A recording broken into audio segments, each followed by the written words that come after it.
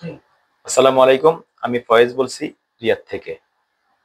Saudi আরবে যারা নতুন আসতেছেন, নতুন বিষয় ৩ মাসের ১৫ মাসের আকামায় যারা আসতেছেন, আপনাদের উদ্দেশ্যেই আমার আজকের এই ভিডিওটা বানানো। উদ্দেশ্যটা হচ্ছে আপনারা যারা সৌদি আরব আসার পর পাসপোর্ট দিয়ে সিম নিচ্ছেন, এই সিম নেওয়ার কারণে হতে পারে আপনার মহাবিপদ। আপনি এই সিম নেওয়া থেকে একটু বিরত থাকুন। আপনার আকামা হওয়ার পরেই আপনি সিমটা নেওয়ার চেষ্টা করুন।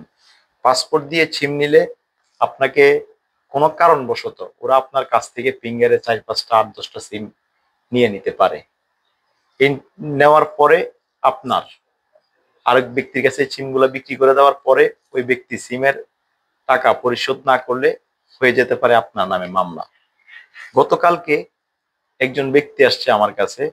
উনি সৌদি আরবে আসছে আজকে ২১ মাস। উনার মামলা হয়েছে আরো ৬ বছর আগে।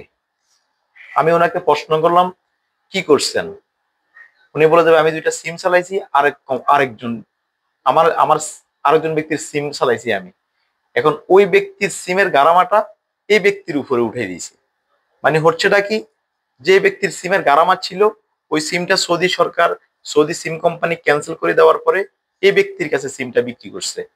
এখন ৬ বছর আগের মামলাটা, ৬ বছর আগের মামলাটা এখন আসি এই ব্যক্তির উপরে, গাড়ির উপর পড়ছে।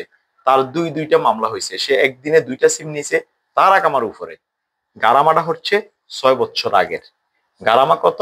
আপনি মনে করেন ১৩৩৮, ২টা সিমের গারামা আছে প্রায় ২৭০০ টাকার মতন।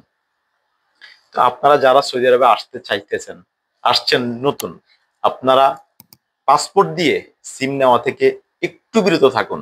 পাসপোর্ট দিয়ে সিম নিলে আপনি হতে পারেন বিপদের সম্মুখীন। ওকে, যে যেখানে আছেন ভালো থাকেন, সুস্থ থাকেন, এটাই কামনা করি।